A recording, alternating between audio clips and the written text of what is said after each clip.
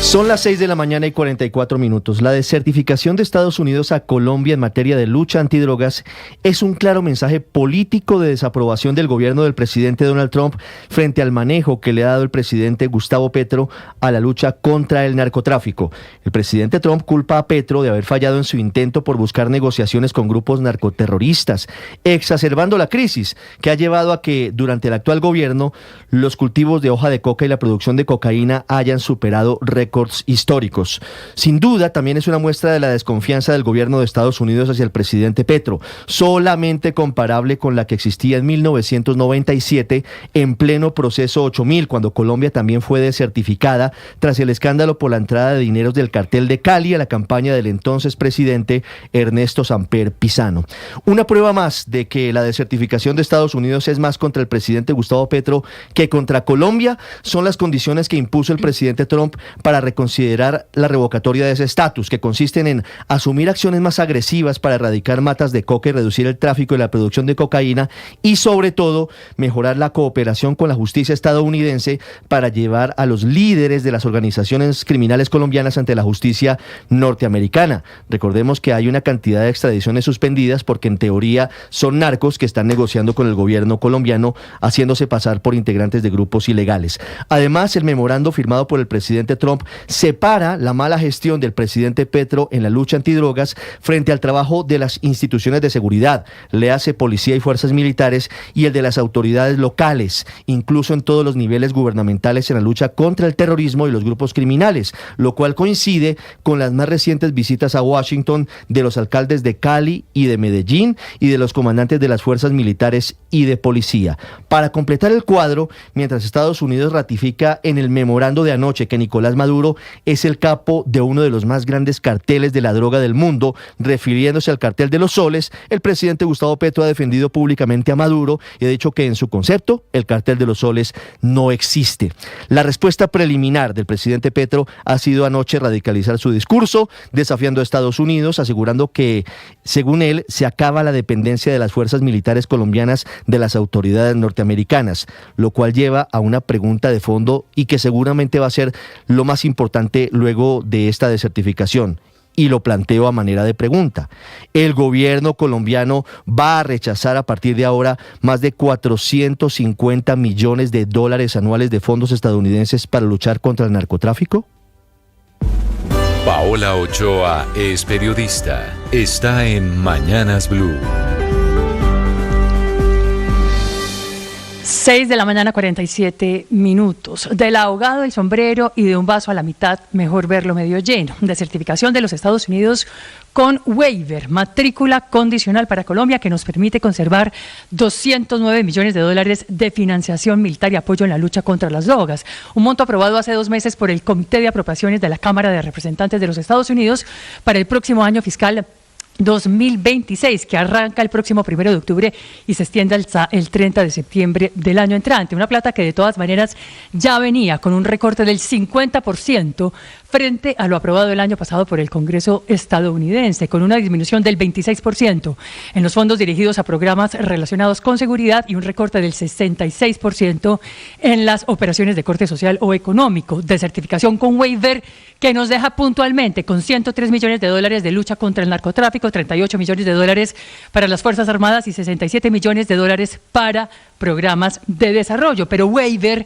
que de todas maneras no evita, ni nos salva, ni nos garantiza evitar una larga serie de otros impactos económicos que son posibles a futuro. Por ejemplo, eventuales sanciones comerciales si Colombia se sigue portando mal y si no hace la tarea de la erradicación y también de la interdicción y del tráfico de cocaína. Eventuales impactos sobre el turismo, con la posible emisión de alertas de viaje o travel warnings y así como un menor interés desde las agencias de viaje de los Estados Unidos, y toda vez que el hecho puro y duro es que por primera vez en 3 décadas salimos de la lista de países certificados por parte de los Estados Unidos, a lo que se suma también un deterioro en la percepción de riesgo país y un posible aumento en la prima de los bonos soberanos, cosa que no depende ni de Trump, ni de la Casa Blanca, ni de Washington, ni del Congreso norteamericano, sino sencillamente de Wall Street y de la mayor percepción que tengan los inversionistas sobre Colombia, mayor percepción de riesgo. Claro, todo eso juntado con el deterioro deterioro en la percepción de las calificadoras y los posibles coletazos también en materia de inversión extranjera directa. María Camila Orozco es periodista. Está en Mañanas Blue. Ya son las 6:49 de la mañana. Hoy es un día histórico y a propósito del contexto son por lo menos 9 opciones las que tiene la JEP para imponer un castigo al último secretariado de las FARC por los secuestros. En la baraja justamente está la opción de que sustituyan cultivos ilícitos que para el 2016, cuando se firmó el acuerdo de paz, tenían 146.000 hectáreas cultivadas. 52% más que en el 2015 y que fue el año cuando se marcó el inicio del crecimiento de estos cultivos ilegales. Otra opción es el desminado de zonas donde sembraron artefactos explosivos a propósito de la preocupación del gobierno por los militares y por los soldados e incluso civiles que han caído justamente intentando arrancar matas de coca para proteger los cultivos ilícitos que han sembrado en diferentes zonas de Colombia. Y no menos importante, la búsqueda de personas desaparecidas. Es sin duda un día importante, no por los 5 u 8 años, que es lo que pagarán en trabajos por el horror que impusieron como una política, sino por el simbolismo que hay detrás de la primera sanción propia de la Jurisdicción Especial para la Paz, donde el último secretariado ha hecho a regañadientes el reconocimiento de sus crímenes. Las sanciones para 7 de los integrantes del último secretariado, como Timochenko o Rodrigo Granda, que podría enfrentar un juicio y una condena de hasta 20 años por no reconocer el secuestro de Cecilia Cubas, la hija del expresidente de Paraguay, Raúl Cubas, un asunto que él daba por descontado y que pretendía pasar de agache. Un crimen que hoy la JEP decide asumir su competencia para empezar a investigarlo. Llegó el día que el último secretariado intentó evitar por todos los medios, incluso con una tutela, una decisión que pondrá a prueba si se cumplirá lo que se prometió y se presentó como el corazón del acuerdo, las víctimas y la garantía de reparación, justicia y no repetición. Camila Carvajal es periodista. Está en Mañanas Blue.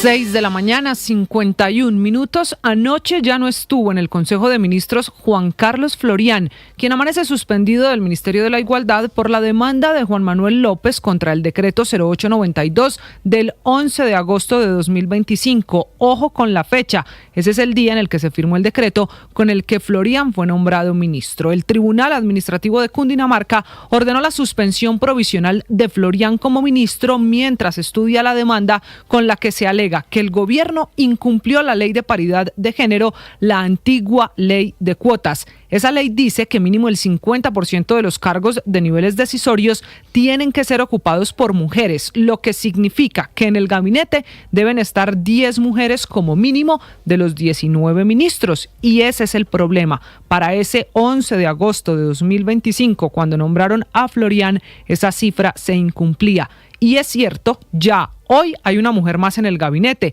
Desde la semana pasada entró la designada ministra de las TIC, Gloria Patricia Perdomo, a reemplazar a un hombre, a Julián Molina, pero eso fue a futuro. Para los efectos de esta demanda se tiene en cuenta el gabinete al momento de nombrar a Florián, es decir, el 11 de agosto. Por eso es que el tribunal saca a Florián del cargo del ministro, no por discriminarlo porque él sea género no hegemónico o género fluido. Es que el tribunal recuerda que la ley de cuota es en término hombre y mujer, biológicamente de nacimiento, no de personas binarias, de las que además dice todavía está pendiente legislar. De los 10 ministerios que deben ser ocupados por mujeres, recuerda el tribunal que esa ley de género define mujeres por características biológicas y físicas, por la anatomía, por la genética, por las hormonas y los cromosomas, que eso está definido al momento del nacimiento y no presidente. No es que saquen a Florián y lo suspendan por ahora del cargo de ministro por alguna condición sexual en particular.